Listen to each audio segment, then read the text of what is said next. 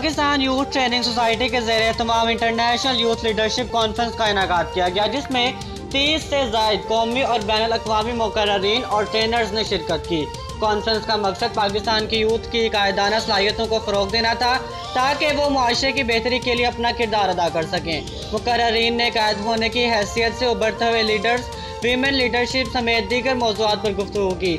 Conference का organiser Khurram Arshad ने कहा कि पाकिस्तान यूथ ट्रेनिंग सोसाइटी अपने बानियों के सरबराही में पाकिस्तान के नौजवानों की तरक्की और तरबियत के लिए कोशां है और नौजवानों को मुआशरे की बेहतरी के लिए उन्हें मुख्तलिफ किरदार अदा करने की तरबियत देने के विजन के साथ साथ बहुत से सेमिनार्स और वर्कशॉप का एहतमाम किया गया है।